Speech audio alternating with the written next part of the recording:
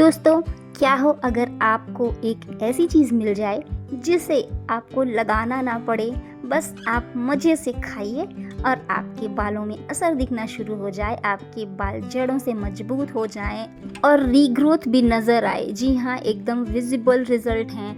ये जो रेसिपी मैं बताने जा रही हूँ, इसने मेरी ज़िंदगी बदल के रख दी थी। जब मैं ये सारी समस्याएं जैसे कि हेयर का रीग्रोथ ना होना और बाल्डनेस और अपने बालों में रूखापन फेस कर रही थी, चेहरे की रौनक पूरी तरह से गायब हो चुकी थी और तरह तरह के नुस्खे, फेस पैक, ये सब लगा करके भी कोई फ़ायदा नहीं हो रहा था। तो मुझे सडनली हमारे एक रिलेटिव ने बताया कि आपको इंटरनली हील होने की ज़रूरत है और जब आपको अंदर से मजबूती नहीं मिलेगी तो आप कुछ भी कर लीजिए, कोई फ़ायदा नहीं होने वाला। हमारे यहाँ ये लड्डू इतना फेमस है कि जिसके बारे में सभी चर्चा करते हैं और उन्हीं सब से मुझे पता चला था, तो मैंने भी ट्राई किया और सबको रिजल्ट मिलते हैं इसके, ऐसा नहीं कि किसी एक को ना मिले। तो मैं ये आप सबके साथ शेयर करना चाहूँगी। तो आपको इसके लिए लेना है ये सारी चीज़ें जो कि लिस्ट में मैंने दे रखी हैं। सारे इंग्रेडिएंट इकट्ठे कीजिए। बस आपको क्या करना है कि इस मूंग दाल को जो आपने लिया है उसको ड्राई रोस्ट करना है, या फिर आप अपनी मर्ज़ी से इसको घी के साथ भी रोस्ट कर सकते हैं। और अब इस रोस्टेड मूंग को आप अच्छे से ग्राइंड कर लीजिए अपने मन मुताबिक। आपको थोड़ी दरदरी चाहिए तो दरदरी पीसिए, वरना खूब चिकनी कर लीजिए। और उसके बाद आप इसी तरह से बाकी चीज़ें जैसे कि जो ड्राई फ्रूट्स हैं उनको भी आप अच्छे से रोस्ट कर लेंगे, जैसे कि ये बादाम। और आपको ध्यान रखना है कि जब आप बादाम रोस्ट करते हैं तो आप या तो घी में कीजिए या ड्राई रोस्ट। मैं यहाँ पे ड्राई रोस्ट कर रही हूँ, मुझे थोड़ा डाइजेशन की प्रॉब्लम है तो घी ज़्यादा ना हो जाए, इसके लिए मैं ड्राई रोस्ट कर रही हूँ। आपको अगर डाइजेशन से रिलेटेड कोई दिक्कत नहीं है तो आप भर भर के घी में सारे ड्राई फ्रूट्स को फ्राई कर सकते हैं हल्का ब्राउन होने तक। अगर आपको ड्राई रोस्ट करना है तो देखिएगा मैं किस स्टेज पर इसे उतारूंगी और आपको भी सेम प्रोसेस फॉलो करना है। तो अभी आप थोड़ी देर बाद देखेंगे कि इसका कलर थोड़ा डार्क हो जाएगा और इसके छिलके भी आपको हल्के जले जले से दिखाई देंगे। तो ये सिर्फ छिलके जले जले से दिखेंगे, बादाम नहीं जलेगा, डोंट वरी। और आप इसको चलाते रहेंगे कंटिन्यूअसली। और बहुत इम्पोर्टेंट चीज़ है ये कि आपको चलाते ही रहना है। और हमको सेम प्रोसेस दोहराना है। काजू को हमको ड्राई रोस्ट कर लेना है, आप चाहें तो घी में कर सकते हैं।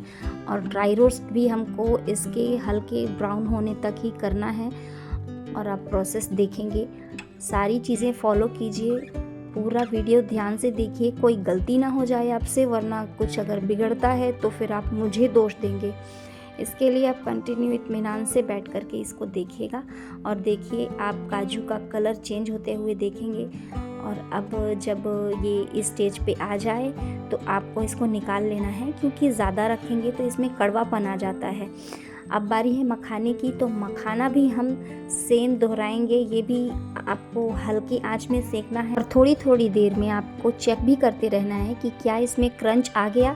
ये गरम गरम में तो समझ में नहीं आएगा। इसको 2-4 बाहर निकाल करके रख दीजिए। जब ठंडा हो जाए तो उसे दबा करके देखिए, ये ऑटोमेटिक क्रंची ठंडा होने के बाद हो जाता है। तो इस स्टेज पे आपको इसे भी निकाल लेना है। और आप कोशिश कीजिएगा कि इसमें कालापन ना आ जाए, कोई भी जले नहीं। और हल्की आंच में आपको ड्राई रोस्ट करना है। आप चाहें तो घी के साथ भी कर सकते हैं, पर ये बहुत ज़्यादा घी सोखता है, ये चीज़ ध्यान रखिएगा आप। और जिसे डाइजेशन की प्रॉब्लम है, मैंने पहले भी बताया कि वो स्किप कर सकते हैं घी से फ्राई करना। तो अब इस स्टेज पे मैंने निकाल लिया है सारा कुछ, आप देखते जाइए। अब इसको आपको ठंडा होने देना है। ठंडे होने के बाद आपको क्रंच समझ में आएगा। फिर सारी चीज़ें एक साथ आपको पीस लेनी है, ग्राइंड कर लेना है अपने मन मुताबिक, जितना आपको छोटा बड़ा चाहिए। अब दिक्कत आती है छुहारे की, तो इसमें दिक्कत आती है कि डायरेक्टली इसे आप नहीं पीस सकते, तो पहले इसे कूटना पड़ता है, इसके बीज निकालने पड़ते हैं और उसके बाद ग्राइंड करेंगे, तब ये जाकर कहीं फाइन पाउडर बन पाता है। फाइन नहीं तो आप थोड़ा दरदरा इसको पीस सकते हैं, जैसा कि मैंने किया। और इस तरह मैंने इसका पाउडर बनाया, कूट के उसकी गुठलियाँ निकाल करके। बड़ी मेहनत तो लगी, लेकिन जो तैयार होगा उससे मुझे बहुत सेटिस्फेक्शन था। तो इस तरह मैंने 100 ग्राम का जिंजर पाउडर लिया था तो उसको मैंने 50 ग्राम ही डाला, आधा पैकेट ही डाला। और उसके बाद अगली बारी है खसखस की। तो ये खसखस गया, और खसखस आपको पता है कि कितने सारे न्यूट्रिएंट से भरपूर होता है। बहुत सारी चीज़ें हैं, आप देखते जाइए। ये वाटरमेलन सीड था। सभी चीज़ें आपके बालों के लिए अमृत का काम करने वाली हैं। और ये रहा काला तिल, आप चाहें तो इसे पूरा डाल सकते हैं। मैंने इसे 50 ग्राम ही मिलाया क्योंकि मेरे हस्बैंड को ये बिल्कुल पसंद नहीं आता कि जिस लड्डू को बना रहे हैं टेस्ट उसी का आना चाहिए, ये तिल के लड्डू ना लगने लग जाएं। और हलीम सीड डालते समय मैं इसका क्लिप नहीं बना पाई और एक्स्ट्रा मैं डाल नहीं सकती थी। इसके लिए मैं आपको बता दूं, हलीम सीड भी मैंने इसमें डाला है।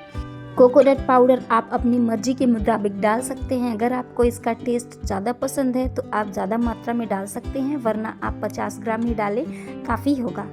अब एक बार आप इनको अच्छे से मिला करके रख दीजिए। इसके बाद बारी है कुछ फ्राई करने की। तो हम ये घी ले चुके हैं। ये मेरा रेगुलर यूज़ वाला घी था, जिसमें मैं एक बार गोंद फ्राई कर चुकी हूँ। तो इसका कलर इस तरह हो चुका है।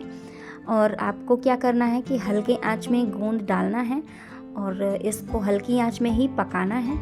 और आप देखिए कि इसकी आंच थोड़ी ज़्यादा हो गई थी, तो इसका कलर बहुत जल्दी चेंज हो गया और ये ज़्यादा बड़े नहीं हो पाए। तो इस चीज़ का आपको ध्यान रखना है कि अगर ज़्यादा आंच होती है तो आंच आप बिल्कुल कम कर दीजिए या गैस ऑफ कर दीजिए। और हल्के आंच पे अगर आप इसको फ्राई करते हैं तो हल्के आंच पे ये ज़्यादा अच्छे से अंदर तक पहुंच जाएंगे। या फिर आप एक और काम कर सकते हैं कि छन्नी ले सकते हैं और अपने गोंद को तोड़ सकते हैं। तोड़ने के बाद आप इसको फ्राई करेंगे तब भी ये अच्छे से पक सकते हैं, पर उससे घी बहुत ज़्यादा गंदा हो जाता है। वैसे भी गंदा हो चुका है, लेकिन ये यूज़फुल है अभी भी क्योंकि इसका स्मोकिंग पॉइंट बहुत हाई होता है।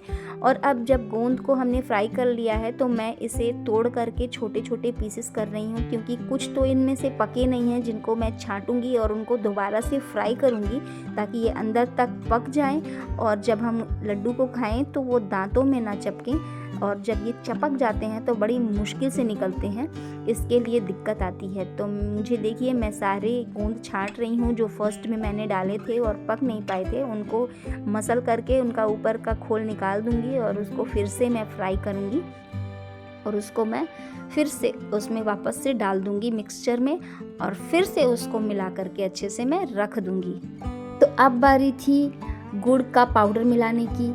तो गुड़ का पाउडर मैंने इसमें मिलाया और जो गुड़ के टुकड़े रह जाते हैं पैकेट के अंदर उसको भी मैंने अच्छे से तोड़ लिया, मिक्स कर लिया। और आप इसके साथ खांड भी यूज़ कर सकते हैं। अगर खांड अवेलेबल है आपके आसपास तो दुकान में मिल जाती है या ऑनलाइन मिल जाती है, तो आप खांड मंगा सकते हैं। तो इससे मिठास पूरी होने वाली नहीं थी और मुझे घी ज़्यादा यूज़ करना नहीं था। तो जैसा कि मैंने पहले बताया कि ज़्यादा घी यूज़ करने से डाइजेशन की प्रॉब्लम होती है, जिसकी वजह से चाहते हुए भी मैं घी यूज़ नहीं कर सकती थी। तो अब इसकी बाइंडिंग कैसे करें? तो मैंने 1 किलो गुड़ ले लिया था और इसकी चाशनी बनाई। अब इस चाशनी को आपको कैसे तैयार करना है कि आप टुकड़े कर लीजिए। ये गुड़ बहुत हार्ड था, टूट नहीं रहा था, तो मैंने पहले तो इसको पिघलने दिया और उसके बाद छोटे छोटे टुकड़े में तोड़ दिया। और आप इसे चेक कैसे करेंगे कि जब ये पूरी तरह से पिघल जाए और इसमें उबाल आने लगे। तो उबाल आने के बाद आप एक कटोरे में पानी ले लीजिएगा और कुछ बूंदें टपका करके देखिएगा। ये नीचे जा कर के सॉफ्ट गोलियां बन जाती हैं। याद रखिएगा, हार्ड गोलियां ना बने कि जिसको आपको नाखून से तोड़ना पड़े और ये टूटे ना। आप तब समझेंगे कि ये बिगड़ चुका है, ये बहुत हार्ड हो जाएगा, चबाने में भी मुश्किल आएगी। तो आपको सॉफ्ट गोलियां बन जाएं इतना ही उबालना है। एक कटोरी में पानी लीजिए, 2-3 बूंद गुड़ के चाशनी के डालिए और नीचे जाके तली में बैठ जाएं और आप उठाएं उसे तो नर्म गोलियां बन जाएं। बस इतना ही उबालना है, याद रखिएगा। और जब चाशनी तैयार हो जाए तो इसे चारों तरफ ऐसे डालिए मिक्सचर में कि ताकि हर जगह आपको मिलाने में आसानी रहे, एक जगह इकट्ठा ना हो जाए। और आप इसको चम्मच की सहायता से बहुत अच्छे से मिलाएंगे और बहुत सावधानी से मिलाएंगे। आप ये भी ध्यान रखिएगा कि हाथ न जलें आपके। और इसको मिक्स करके बस लड्डू बनाना तैयार कीजिए और जल्दी जल्दी बनाइए ताकि ये सूख न जाए। और आपके लड्डू तैयार हैं, जो कि आपके स्कैल्प में रीग्रोथ करेगा, आपके बालों को मजबूत करेगा, चेहरे में ग्लो लाने वाला है और हेयर फॉल भी रोकने वाला है। तो एंजॉय इट।